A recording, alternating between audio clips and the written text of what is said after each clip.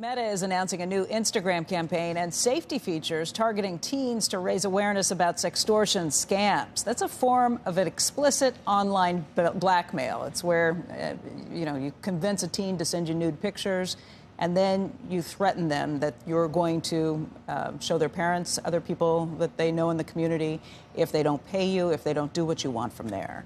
Joining us right now is Antigone Davis. She is Meta's VP and Global Head of Safety. And Antigone, thank you very much for being with us today. Thank you for having me. It's pretty explicit, but why don't you talk about the new moves that you're making today? Yeah, so this builds on our existing protections for teens and our launch of teen accounts, as well as our ongoing efforts to fight sextortion. But what we're doing now is announcing basically a first ever campaign within the app, an in-app campaign, educational video for teens that tells them what sextortion is, how to spot it, what to do if you're targeted.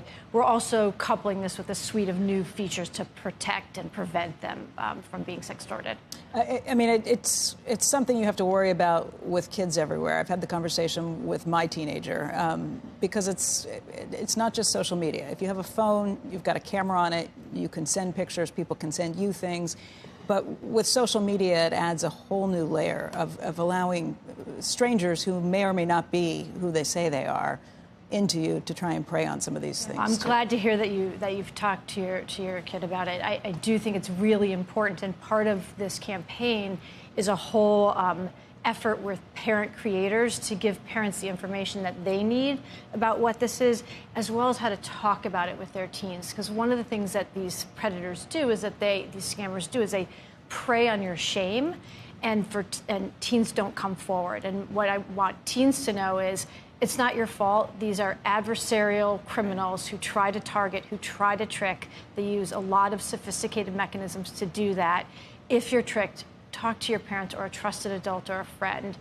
There is actually help. I mean, I will say my son's not on social media. He's 13, and I don't want him out there in that mess. I have talked to him about this because you don't know where it's going to come. If he doesn't have a Roblox account, but you never know where these things are going to come from one way or another. If you're in an online game that you don't even realize as people are coming in and these strangers are out there. I applaud what you all are doing, but I do think it comes a little late. I do think that this is something you guys have been out there for more than 2 decades.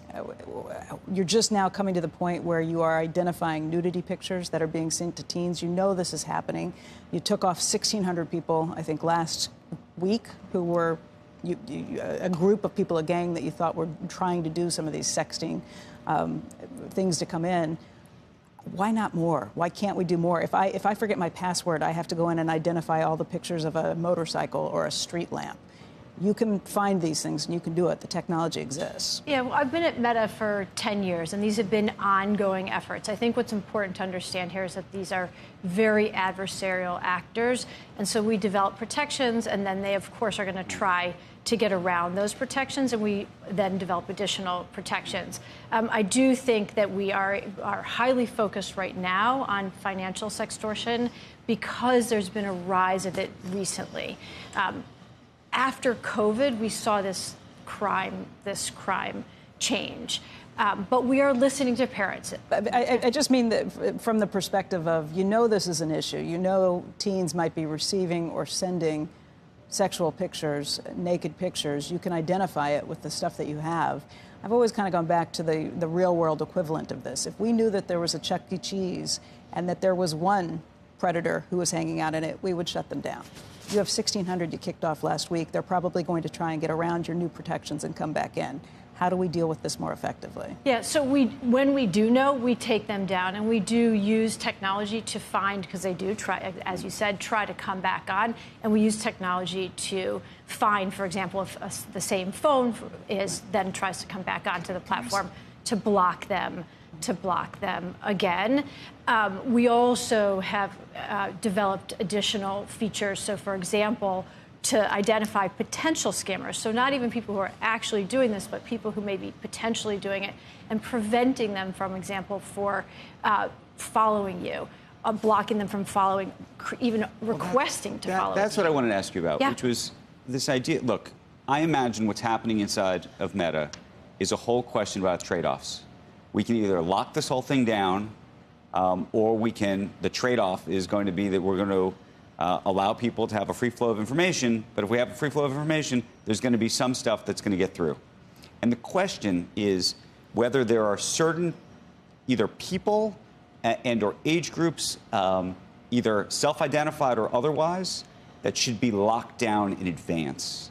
I mean, I think that is the fundamental question, even with the trade-off being that there are going to be some users, and maybe even a large number of users, who are completely and utterly annoyed because they're going to get entrapped they'll be trapped by the system that actually misidentifies them. So part of me wants to understand the sort of psychological, philosophical conversation that happens inside Meta about, whether I get trapped. Hopefully I'm not a predator doing anything inappropriate, but somehow I get sort of put in some kind of net for a reason that makes no sense.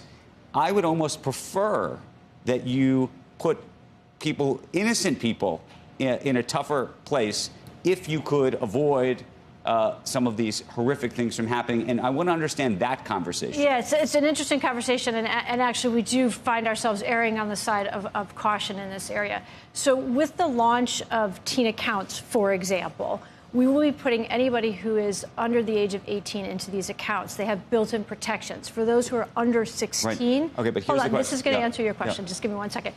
For those who are under the age of 16, they have to get their parents' permission. As part of this work, we are going to be trying to identify teens who may be lying about their age, teens whose age, so predicting what age they are. They have to have an ID or something that they show you, or like a school ID even?